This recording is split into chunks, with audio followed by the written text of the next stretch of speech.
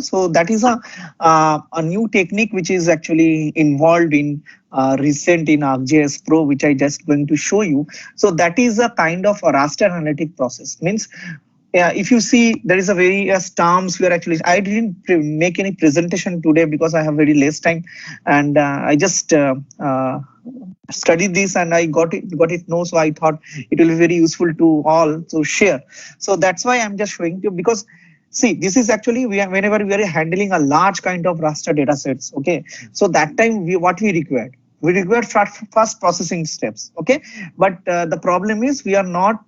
Suppose I am not very good in programming.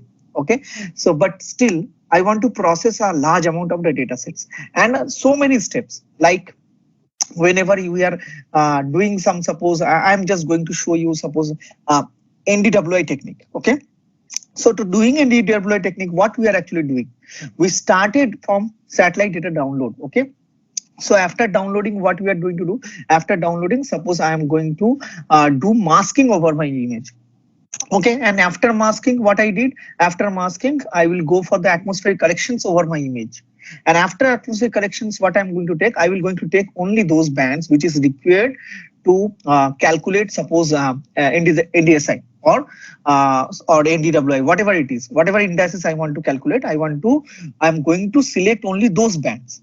And after the band selections, okay, so what I'm going to do, I'm going to run the model. Either I will go for raster calculator to calculating this, or here we in ArcGIS Pro we have a direct tool. We already know that we already have a direct tool to calculate the water indices. So that means to going from satellite to downloading, after downloading the satellite data, I have to go all these 5 processes. Okay, so means every satellite data I have to go all these 5 processes. So suppose I am doing some work over the time series. Suppose I have 10 years, every year's one data sets of summer and winter of Landsat. So if I am going for the each and every process over that, okay, so then it will take a large time for me.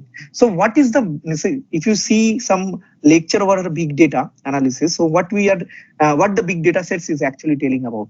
So these are actually telling about the volume of the data, then variety of the data, then velocity of the data. So all these things are coming under the big data analysis. So see, in ESRI, we are using this big data, means so many raster data. How can we process little faster way here? So that I am going to show you here in a very fast process. Okay, so without wasting much time over the lecture, so better I am going to show over the demo.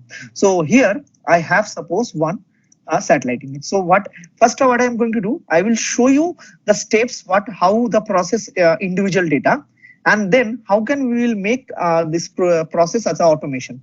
So that process I am going to show you here. Okay, so now suppose here I am just selecting my layer.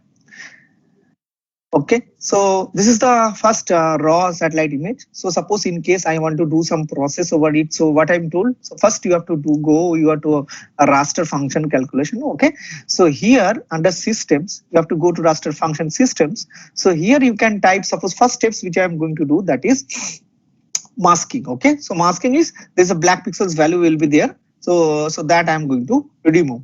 So just I type mask. Okay, so here we will get the mask. Okay, so here what you have to give, input your raster file. Okay, and you have various data, means there's a no, means all the layers, means whatever the bands you have, so that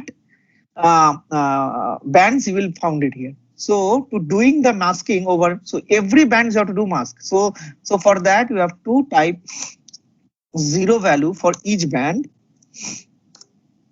Suppose, yeah,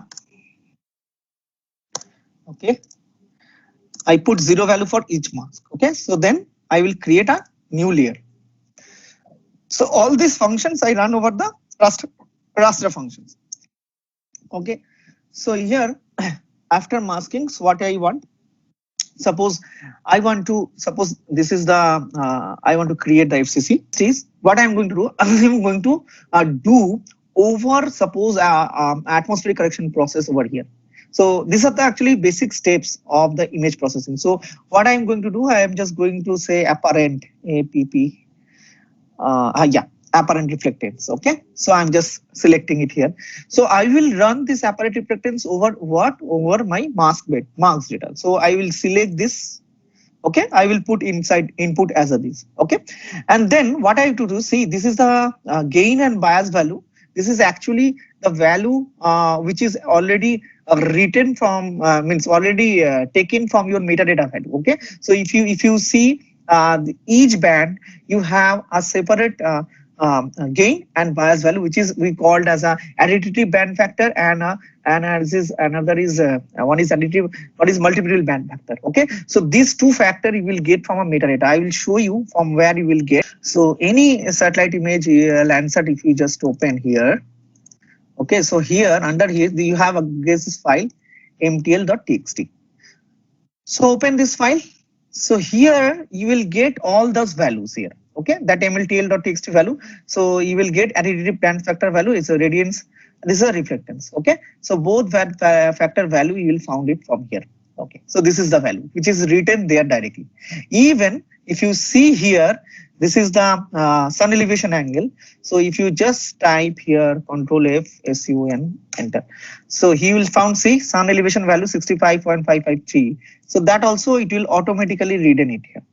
See, if you do this thing manually, just think how ArcGIS Pro is going to make you more faster. So if you go for the manually, so what we are doing in earlier days, like 5 to 6 years back, we have to calculate each and every band reflectance value. Okay, for that I have to check for each band what is the value is giving my metadata, and that I will put in the model, and then I calculate for single band. So after doing the single band, all the bands I have to do a layer stack. Okay, and then I have to convert in an albedo value. So albedo value, it is actually, it is converting the value between 0 to 1. The scientific output it will take, means whatever the reflectance value which is we are converting, so that is coming in the range between 0 to 1. Okay, so that it is converting. So that is also another process. For the scale factor, we have to multiply with the each and every layer stack value of the calculated reflectance, and then only we'll get the output. So almost 9 to 10 process, it will merge it in a one reflectance value. Okay, and then they'll give it to you. So anyway, we are doing that also, and we create a new layer. So see here. So after doing that, so you will get see, this is the reflectance. So you can go for this infrared reflectance. Okay, so see here. So after atmosphere corrections, I will get this image. So now what I'm going to do, I will extract the bands. Why? I am going to calculate, suppose NDWI. Water indices I will want to extract the water body only. So to extracting the water body, what I require, I require two bands. One is, you can say, one is green band, another is shortwave infrared band. These two bands I require. So I'm going to extract extract I given. Okay, so see, extract bands is all automatically came here. So now what I want, I just click over this extract band, and what I give here, I give input of my reflectance value. Okay, so once I give my reflectance value, what I need to extract here now bands, green band and shortwave infrared band. So as I already know, this means if you just go in Google and search the Landsat band information, then you will get also, so which is your band, but it should be, you should be know the range. What is the reflectance band range, means infrared band range, what is the range of green band. Okay, so then you have to going to select, but here it is very easy now. So I'm going to select 3. See, don't give comma or something, just give a space and then put another band 6. So it will extract only this 2 band. Okay, so now create a new layer. If I tell, so it will create a, see, don't worry about this color, because whenever we are opening, so it is taking 3 bands. So simultaneously short of infrared bands, it is taking 2, but you have here only the 2 bands only. So now what I'm going to do, I'm going to extract a water body here. To extracting the water body, we have a direct tool. Either you can type here arithmetic. Okay, so calculate arithmetic and you can do by yourself, but better option is you go to this imagery, go to indices, and calculate this MNDW, I suppose. Okay, modify normalize water indices. I'm just going to calculate here. So what I'm going to give here, I'm just giving here green as a sort of infrared, and so this is automatically taken. But if you have a multiple band, that time you need to secure. Okay, select. But here we no need to select here. Automatically it will come in. So now click OK. So what is the objective now? So this is going to start now. So see, this is the way we are actually calculating. Okay, to getting an output. Suppose you just think I am doing this work over a time series, like I am downloading the Landsat image for every month, 12 image. Okay, and for 12 image and then 10 years. Okay, so 12 into 10, 120 image. I have to run this thing. So to manually doing all the steps each and every time, it will take a time. Now, what is the advantage in geoanalytics? That is, suppose I want to see the total model. Okay, so what I'm going to do, I just click over here. Okay, and I will see this edit function option. See here. So just a click, my total analysis. Okay, total analysis. It is now converted in a you can say a model. It is a model. But the thing is, how I will save this model, and how can I will apply it for many other raster layer. Suppose I am going to, so this is for the same media. I'm just running this for suppose 2010, and next I want to run over the 2011. Okay, because I want to see the changes of the water boundaries. Okay, so like Bangalore, many area, the water area is actually changing because it is uh, captured by the so many buildings, and they are actually capturing the water area, and I want to find out the changes. So for that I have to calculate the water indices for every year, then only it is possible to do this kind of analysis. So that is the reason I am saving this model. So to doing save, you have no options to save here. So to save this model, what you have to do, you have to go to here only and you have to go to this save chain function. Okay, so click on that. So see here, you have a direct options to save it. Okay, so you have a direct options to save it. Okay, so here if you double click over this masking, okay, so here only thing is you have to save it from variables, okay, and make it to the public. Okay, so make it to the public and click it OK. Okay, so once you click it, then you make save. Okay, and here you can give a name. Suppose what I am going to do, I am going to create first a template. Okay, one template I am going to create it here to the name. Suppose I am giving the name NDWI after reflectance after atmospheric action.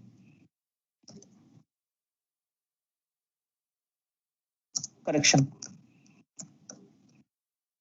So there is a tool which is normally doing the NDWI, but I am creating a customized tool which will do this NDWI after the atmospheric correction process. So usually the Pro, which is actually showing, giving you direct NDWI, that is over direct that raster image, and you can get indices. But this model which I am just preparing, that will save as a tool which will be do the atmospheric correction, the same process I do, and then after that it will calculate the NDWI. Okay, so here in a custom category, you just put it, okay, and give okay, save. Okay, so if you go, oh, why 1 minute? Yeah, see here now. So NDWI after atmospheric correction, the tool which I just prepared, so it is came as a custom tool. So suppose if I double click over it and see here, now what you have to do, you just change the output. So another satellite image, whatever you have, okay, you just give there this as an input. Automatically by all the information it will take automatically, and it will give you direct output as an indicator. So that is the new function we call this as a raster analytic tools, which is it is a very useful tool for the people who are working for the image analysis and they don't know much about the programming. So they can use this tool very nicely. So I hope it will helpful to all. Thank you very much. Thank you very much, all. I hope you like my lecture. In coming series, I am going to present more lecture over raster data processing in ArcGIS Pro. So please stay with my channel, and I will request everyone, please subscribe and like and share. Okay, thank you.